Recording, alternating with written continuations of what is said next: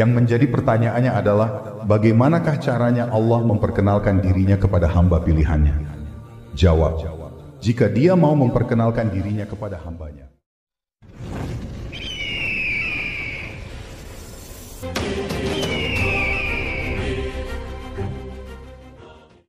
Pada kesempatan kali ini kami ingin berbagi sedikit ilmu pengetahuan tentang bagaimanakah caranya Allah memperkenalkan dirinya.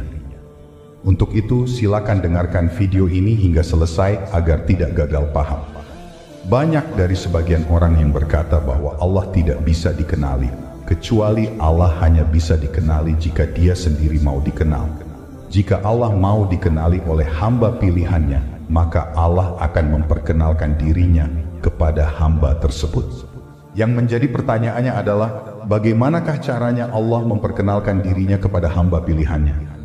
Jawab, jika Dia mau memperkenalkan dirinya kepada hambanya, maka hati hamba itu akan dipersiapkan dengan mengkurniakannya al-warid. Soal, apakah artinya al-warid? Jawab, al-warid adalah ilmu laduni, yaitu petunjuk atau hidayah, atau ilmu yang luar biasa dari Allah, atau nur ilahi. Dengan nurnya itulah Allah menerangi hati hambanya, karena tidak mungkin mencapai Allah tanpa dorongan yang kuat dari nurnya. Nurnya adalah kendaraan bagi hati untuk sampai ke hadiratnya. Bila kita memberikan kiasan atau perumpamaan, maka hati adalah umpama badan dan roh adalah nyawanya. Roh pula terkait dengan Allah dan hubungan itu disebut as-sir atau rahasia. Roh menjadi nyawa bagi hati dan sir menjadi nyawa kepada roh. Bisa juga dikatakan bahwa hakikat hati adalah roh dan hakikat roh adalah sir. Jadi sir atau rahasia itulah yang sampai kepada Allah, dan hanya sir saja yang dapat masuk ke hadiratnya, dan hanya sir yang mengenal Allah, karena sir adalah hakikat kepada sekalian yang maujud. Jadi ketahuilah olehmu akan hal ini, nur ilahi itulah yang menerangi hati, roh dan sir. Nur ilahi itulah yang membuka bidang hakikat-hakikat. Sedangkan amal dan ilmu tidak mampu menyingkap rahasia hakikat-hakikat, dan hanya nur ilahi yang berperan menyingkap tabir hakikat. Pertanyaan, apakah orang yang mengambil hakikat dari buku atau dari ucapan orang lain bisa dikatakan sebagai orang yang sudah menemukan hakikat atau sudah sampai pada makam hakikat dan makrifat?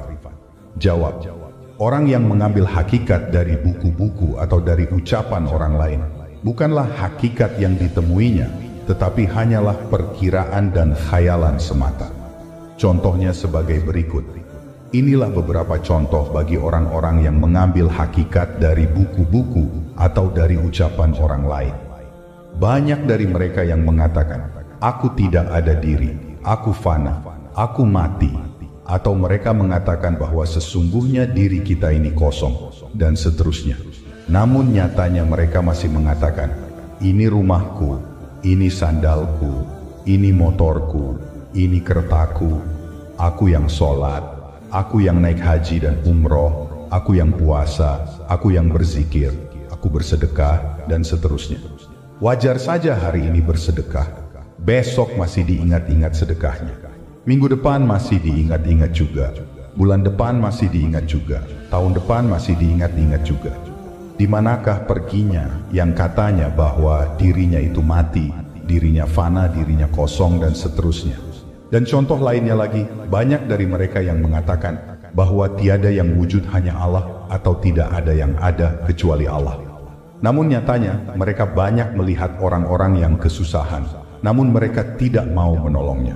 Apabila mereka mendengar orang yang berbicara buruk tentang dirinya, mereka marah. Bila dipuji orang lain, mereka merasa senang. Bila dikasih rezeki yang banyak, merasa bahagia. Bila dikasih kesempitan rezeki, mereka mengeluh. Bila dikasih sedikit ujian oleh Allah, mereka tidak terima. Bahkan dirasakan dirinya adalah orang yang paling malang atau orang yang kurang beruntung di dunia ini. Lalu di manakah perginya yang katanya tidak ada yang wujud hanya Allah, tidak ada yang nyata hanya Allah, tidak ada yang ada hanya Allah. Begitulah sedikit contoh bagi mereka yang suka mengambil hakikat dari buku-buku atau dari ucapan orang lain. Soal, bagaimanakah caranya untuk dapat mencapai hakikat? Jawab, jika mau mencapai hakikat, kita harus mengamalkan wirid sebagai pembersih hati, kemudian bersabar menanti sambil terus juga berwirid. Jika Allah kehendaki, maka warid atau nur ilahi atau hidayah atau ilmu laduni akan didatangkannya kepada hati yang asyik dengan wirid itu. Itulah kemenangan yang besar bisa dicapai oleh seseorang hamba selama hidupnya di dunia ini. Soal: kenapa orang tidak bisa melihat kebenaran? Apakah kebenaran itu tertutup? Jawab: sebenarnya kebenaran itu tidak tertutup, namun karena kegelapan yang menutupi mata hatinya, sehingga menyebabkan hatinya terpisah dari kebenaran. Jadi, hatilah yang tertutup, sedangkan kebenaran tidak tertutup. Soal: lalu apakah masih kurang orang yang mencari kebenaran, atau melihat kebenaran melalui dalil atau bukti? Jawab: dengarkanlah ini baik-baik, dalil atau bukti yang dicari itu bukanlah untuk menyatakan kebenaran, tetapi adalah untuk mengeluarkan hati dari lembah kegelapan kepada cahaya yang terang benderang, untuk melihat kebenaran yang memang tersedia ada, bukan mencari kebenaran baru. Cahayalah yang menerangi atau membuka tutupan hati. Nur ilahi adalah cahaya yang menerangi hati dan mengeluarkannya dari kegelapan dan membawanya menyaksikan sesuatu dalam keadaannya yang asli. Soal: lalu kapankah baru kita dapat melihat kebenaran yang asli? Jawab: bila nur ilahi sudah membuka tutupan dan cahaya terang telah bersinar, maka mata hati dapat memandang kebenaran dan keaslian yang selama ini disembunyikan oleh alam nyata. Bertambah terang cahaya nur ilahi yang diterima oleh hati, bertambah jelas pulalah kebenaran yang dapat dilihatnya. Soal: apakah namanya apa bila kita mendapatkan pengetahuan yang diperoleh melalui pandangan mata hati yang bersuluhkan nur ilahi? Jawab: pengetahuan yang diperoleh melalui pandangan mata hati yang bersuluhkan nur ilahi dinamakan ilmu laduni atau ilmu yang diterima dari Allah secara langsung. Kekuatan ilmu yang diperoleh tergantung pada kekuatan hati yang menerima cahaya nur ilahi. Nur ilahi adalah kendaraan hati dan rahasia hati. Nur itu adalah tentara hati, sebagaimana kegelapan adalah tentara nafsu. Jika Allah mau menolong hambanya, maka dibantu dengan tentara anwar atau nur, dan dihentikan kegelapan.